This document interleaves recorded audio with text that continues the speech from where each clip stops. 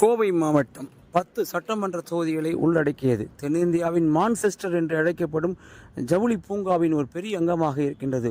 சர்வதேச சந்தை முதல் உலக நாடுகள் எல்லா பக்கமும் வியந்து பார்க்கின்ற ஒரு மாவட்டமாக கோவை இருக்கிறது. ஒரு பீனிக்ஸ் பறவை என்று தான் சொல்ல வேண்டும். ஒவ்வொரு முறையும் விழுந்து விழுந்து தன்னைத்தானே புதுப்பித்துக் கொண்ட கோவை மாவட்டம் தற்போது 10 சட்டமன்ற தொகுதியிலே தேர்தலை களம் காண்கின்றது. இந்த தேர்தல் களத்திலே கோவை மாவட்டத்தை பொறுத்த வரைக்கும் முக்கியமான 3 வேட்பாளர்கள் பேசும் பொருளானவர்கள். ஒருவர் பாஜகவை சேர்ந்த வானதி சீனிவாசன், இன்னொருவர் அஇஅதிமுகவை சேர்ந்த வேலுமணி, மூன்றாவதாக கரூர் தொகுதியிலே போட்டியிட்டவர் திமுகவை சேர்ந்த செந்தில் பாலாஜி. இந்த 3 பேரும் இப்பொழுது கோவை களத்திலே இருக்கின்றனர்.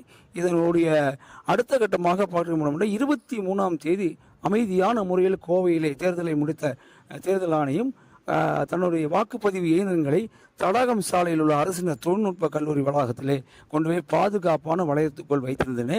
நாளை 4ஆம் தேதி காலை 8 மணி முதல் வாக்கு எண்ணிக்கையானது தொடங்க உள்ளது.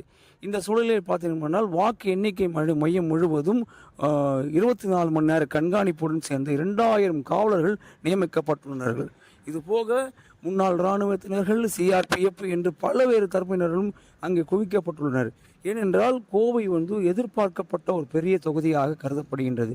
இங்கே ஏராளமான தொண்டர்கள் கூடுவார்கள் என்ற கணிப்பும் உள்ளது. அது மட்டுமில்லாமல் வழக்கத்துக்கு மாறாக வாக்கு எண்ணிக்கை மையத்திற்குள் 30% பெண்கள் இடம்பெறுவார்கள், பூத் ஏஜெண்டாக வருவார்கள் என்றும் எதிர்பார்க்கப்படுவதாகவும் காவல்துறை வட்டாரங்கள் தெரிவிக்கின்றன.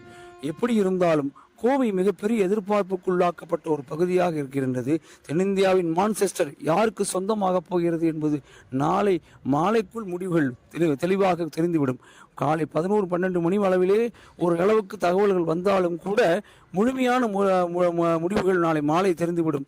கோவை யாருக்கு சொந்தம் என்பது அது எல்லாவற்றையும் கடந்து மிகப்பெரிய அளவிலான பாதுகாப்பு ஏற்பாடுகளை தீவிரமாக வைத்துள்ளனர். தொண்டர்கள் 10 தொகுதி சட்டமன்ற தொகுதியிலே வாக்கு எண்ணிக்கை நடைபெறுவதால் தொண்டர்கள் ஏராளமானவர்கள் குவிந்து விடுவார்கள். அவர்கள் வருகின்ற போது எப்படி கட்டுக்கோப்பாக வைத்துக் கொள்ள வேண்டும் என்கின்ற நிலைப்பாட்டையும் எடுத்துள்ளார்கள். அதன்படி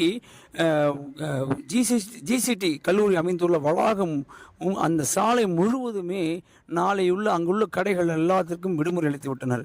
நாளை அந்த பகுதி முழுவதுமே சீல் வைக்கப்படுகிறது. கிட்டத்தட்ட ஒரு 500-1000 அடி தொலைவிலே அவர்கள் நிறுத்தப்படுகிறார்கள். அப்படி நிறுத்தப்பட்டால் மட்டுமே கட்டுப்படுத்தப்படும். வெற்றி பெறுகின்ற வேட்பாளர்கள் நடந்து சென்று அவர்களை தொண்டர்களை சந்தித்து அவர்களுடைய வாழ்த்துக்களை பெறலாம் என்கின்ற ஒரு வழிவகைகளை செய்து இருக்கின்றனர்.